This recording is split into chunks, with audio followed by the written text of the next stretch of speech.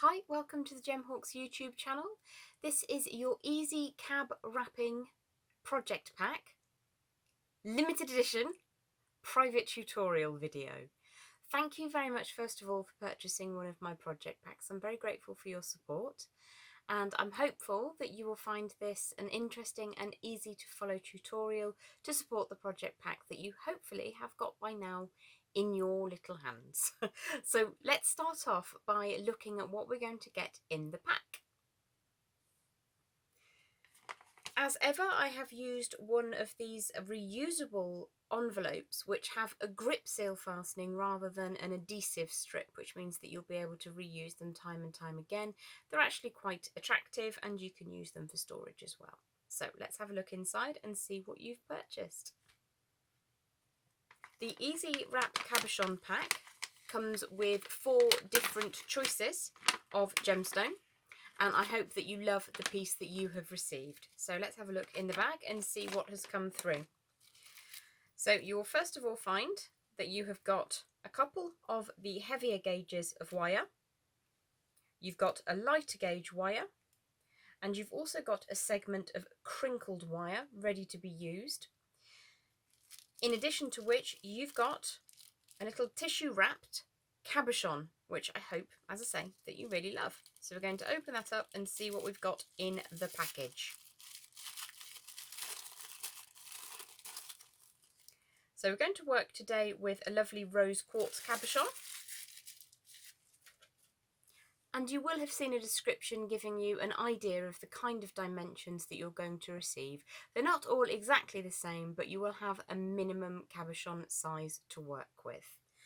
So the first thing that we're going to do is look at putting to one side one of our heavier gauges of wire, and that is really for you to just hold on to for the time being. So I'm just going to put that away to one side. Our crinkle section is going to help us work towards our final project, which is this. So that's what we're looking to achieve today. So I'm going to put the packaging out of the way and get started. So the first thing that I want to do really is, as we discussed in our basic wire handling video, is just to condition this wire slightly so that we can make it nice and warm and ready to rock and roll. Now this is silver plated copper core wire in a 1mm gauge. So I'm just going to run that between thumb and forefingers a couple of times to get that nice and fluid, like so. And the first thing we're going to do is to form that around the cabochon in a basic framework. So here we go. You can, if you prefer, use a form such as a ring mandrel to get a basic shape to begin with. You can see there you could use a nail varnish bottle or a lip balm tub or something similar just to get a basic form. Now that's a little bit larger than what we need to begin with, so you could either manually do that further up on your ring mandrel, or you can just enable that to just sort of close around a little bit. Because we've pre-warmed it, it should be relatively easy to work. So the first thing we're going to do, as I say, is to create a circuit that goes all the way around, and this is the joy of working with a good quality wire and one that we have indeed pre-warmed. So I'm going from one side and then the other to get that basic frame. And then in a moment I'm going to come in utilising my bent chain nose pliers to create a little neck section at the top. Once I've got that perfectly circled around the cabochon, you can see it's just a little bit larger, and we're not going to worry about that overly because just giving that a gentle squeeze will draw that in quite adequately. So what I want to do is come to around about the 11 o'clock and 1 o'clock positions, if you imagine that this is a clock face, and draw some right angle bends up. Because I'm right dominant, I find it easier to hold the frame with my non-dominant hand and then utilise it with the pliers to generate that little bend at the top. Now that's a little bit too far over in the opposite direction. Because we pre-warmed our wire and because we're working with a good quality wire, I'm just flattening that down and drawing that back out to the side slightly. We pop the cabochon back in and you can see that we've got a reasonably good circuit and that those two sections that are now upright meet in the middle of that segment. So pop the cabochon out of the way for a second and just make sure that I'm happy with the direction that these two sections are coming up in a nice form. Now what I like to do, just to get things out of the way, is very, very gently warm the wire so that it comes out to each side. So that is your step one. We'll take a break there for just a second and congratulate ourselves on step one.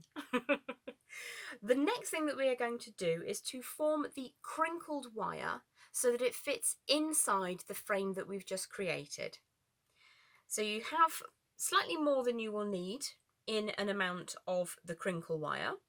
And what I like to do is to make sure that the little zigzag at the end is trimmed very neatly to just below where it would form the next crinkle. If you imagine that that was going to continue on a great big reel, I'm cutting it just before that peak, or indeed before the valley. It depends which way you're working, and it doesn't really matter if one is a downward stroke and one is an upward stroke, and I'll come to that in just a second. So the next thing that I'm going to do for step two is utilise my round nose pliers to turn a little loop on one of those ends. So this is what we're going to do. We're just going to come in very close to the end of my round nose pliers and take that loop, supporting the next crinkle in line, and just draw that around so that we get a lovely little circle. And that means that there's no jagged edge. We've got a jagged edge here, no jagged edge here, and that just keeps it nice and neat and tidy. I'm going to give that a bit of a squish and a squeeze between my flat facing pliers just to make sure that that form is complete and safe. So the next thing that I'm going to do is measure how many of those crinkles I'm going to need to sit inside the frame that we've already created. So I'm going to just start forming this around gently, not in too quickly, and just in very, very small sections. I'm just going to get that to bend until I can see just how much I need. Well, I can see here that this last little upward stroke is where I'm going to make my cut. So if I just grip that and remove the frame and then trim like so, you can use this for another project if you like. There should be plenty to work with. Pop that over to one side and then come in again with those round nose pliers and just turn that loop inwards like so, giving that a squeeze with my pliers.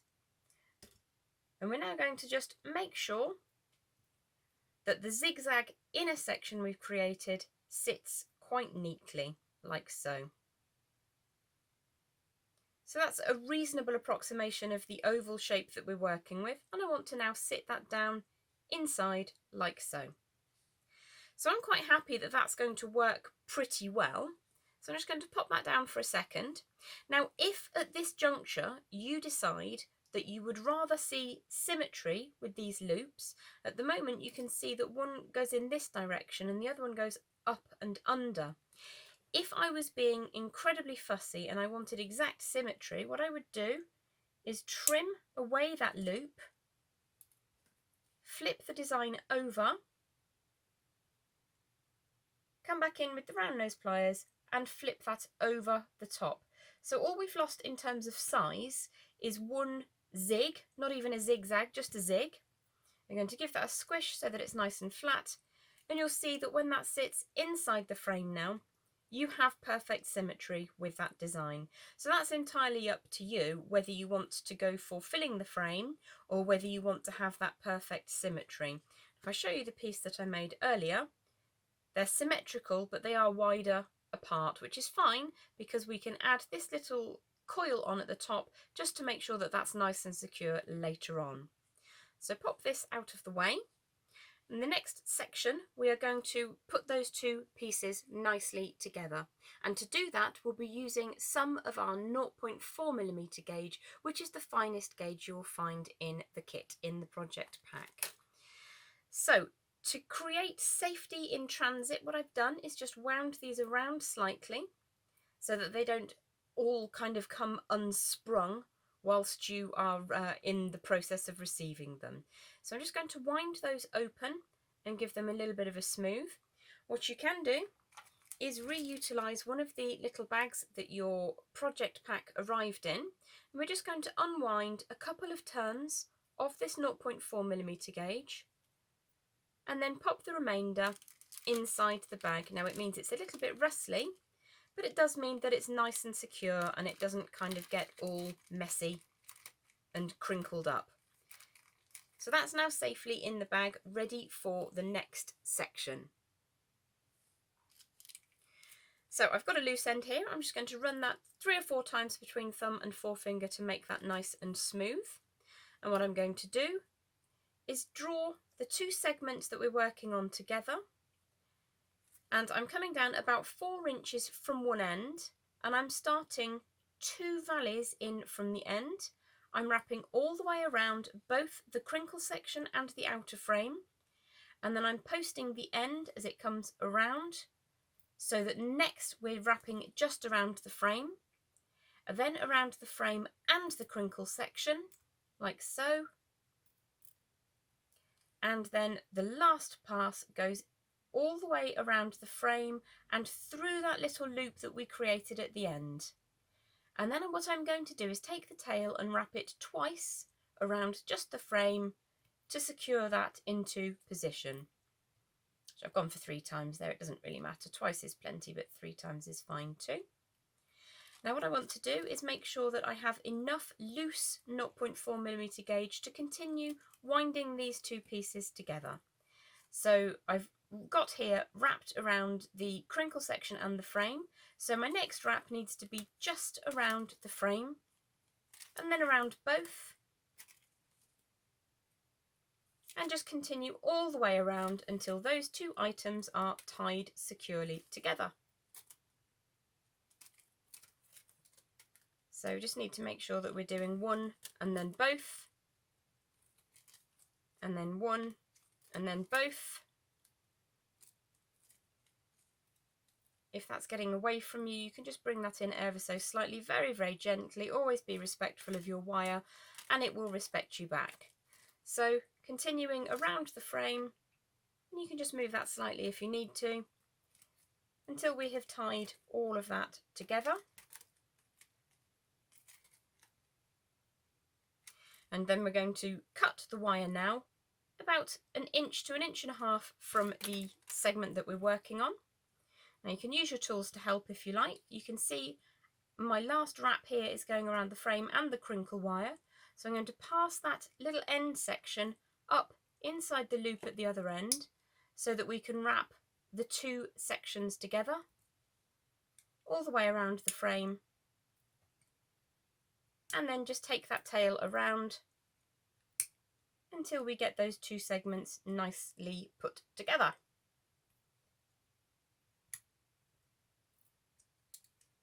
Chase the tail into position until that sits neatly, like so. So you can see that we've got those 2 sections, even segments, sections, I don't know, nobody knows what that word even means. That's all nice and neatly tied together, so I'm just going to trim away the excess here, and then just make sure that that's nice and smooth. And we will move on in a moment to our next segment. So what we want to do now is to make sure that we can fit the cabochon inside that frame, and that does seem to fit quite nicely, but what you will recognise is that the item that we're working on is flat and your cabochon is domed. So what we need to do next is to turn those zigzags so that they poke upwards inside our frame. So I'm just going to hold that together like so, and then make sure that all of the zigzags are neatly aligned with the frame, like so. Give that a bit of a squish and a squeeze before we use any flat facing pliers, but for this I like to use quite a deep flat plier. I'm just going to turn each of those little peaked sections up inside the frame so that it will house that cabochon quite neatly, like so. And if I turn that sideways, you'll see they're starting to come upwards. so that it will be able to house that cab like so.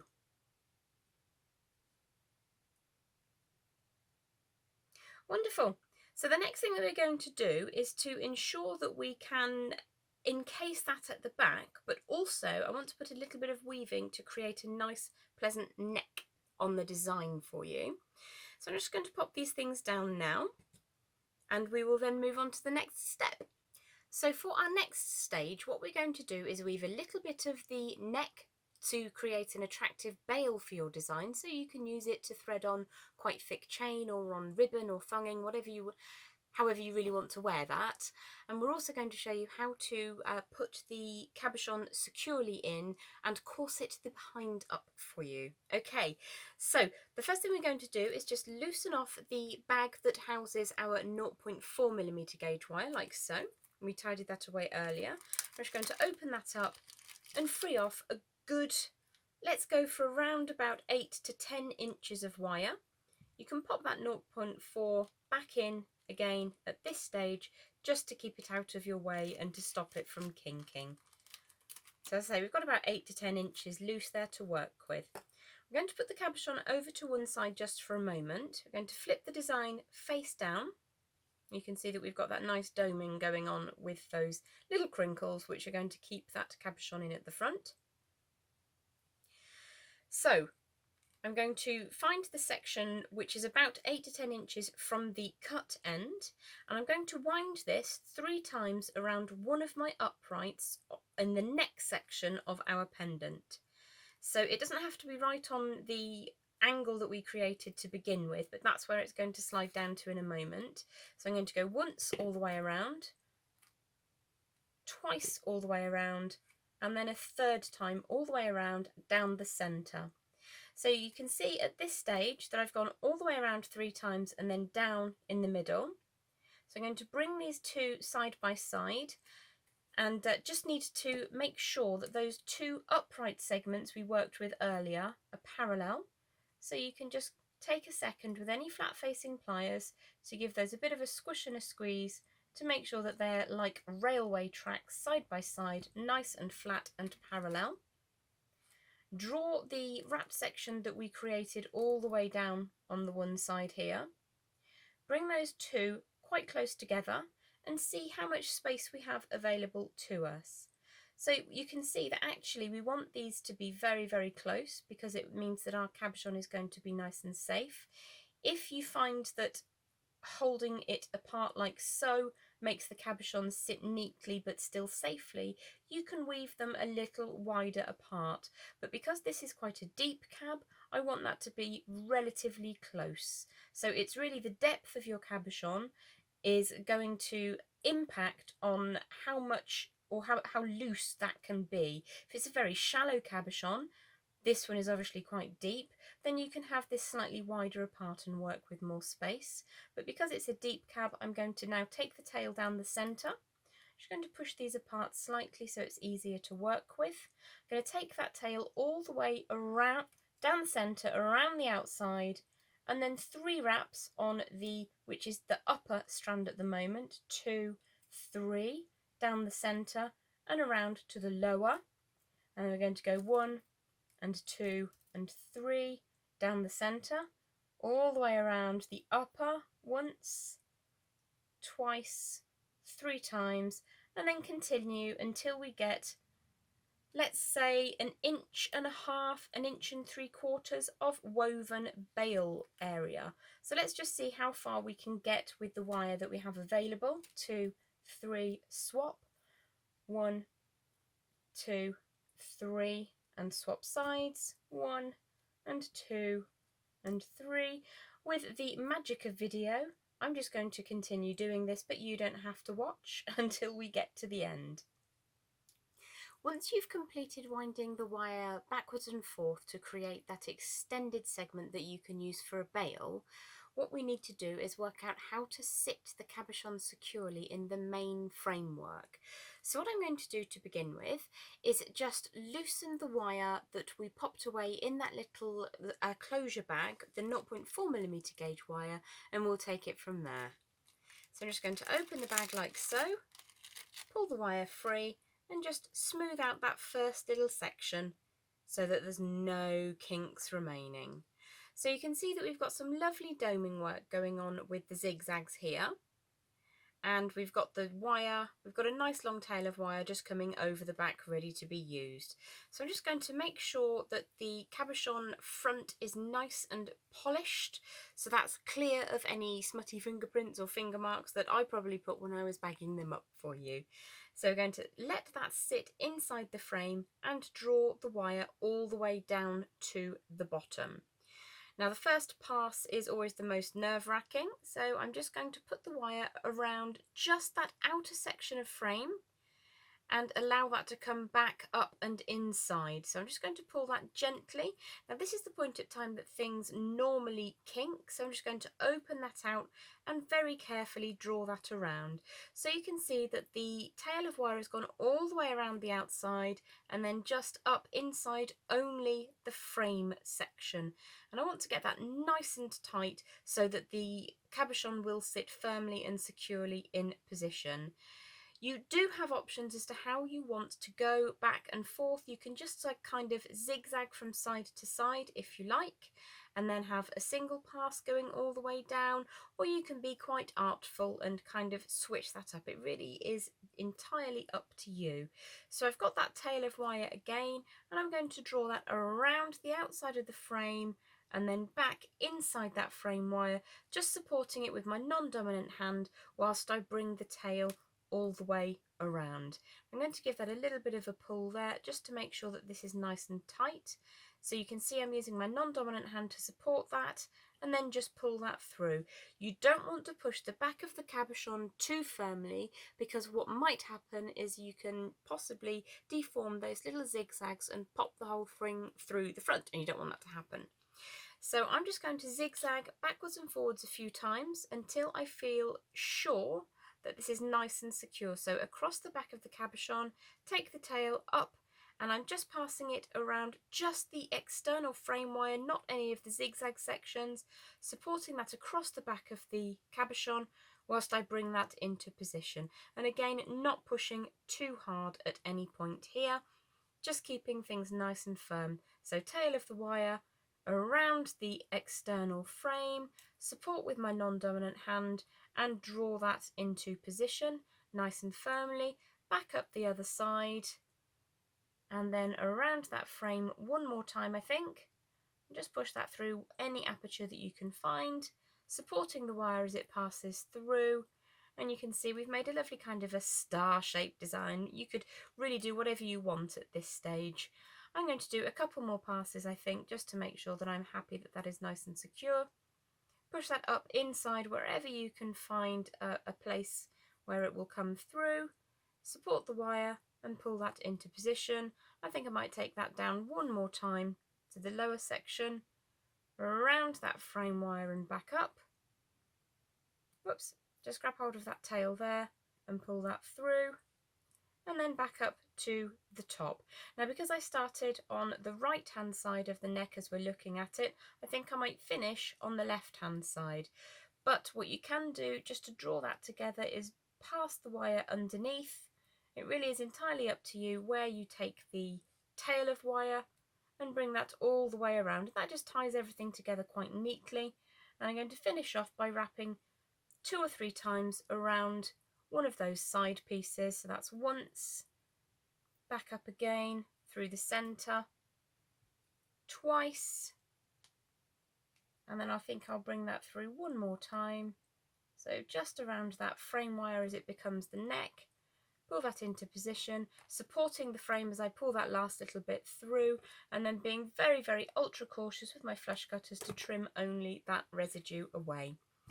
So to make sure that this doesn't catch on any clothing, I'm just going to make sure that that tail is tucked away neatly by, in the same direction as the wire passes, just spinning that around as we looked at in our general wire handling video, which you can always check back at any time just to see that everything is there and is being utilised fully. So the main segment of the design is now done. I quite like to have an open weave on the necks of the pendants. I think it's quite attractive and it lets the light through. So our next segment that we're going to work on is to create an actual bail. And this is a lot simpler than you think it might be, and this is a technique that I've developed over the past 4 or 5 years, and it's just a way that I like to have a really secure design, but it was also really simple and quite easy for you to make. So what we're going to look at to begin with is turning the design onto its side, like so. I'm going to come in with my bent chain nose pliers, hold the neck of the design, and then just push forwards. So this is the front of my design. I've pushed forwards and I've got a nice right angle. Now you could use really any round form. You could use a clay roller, or you could use flush cutters or a pen, whatever really floats your boat.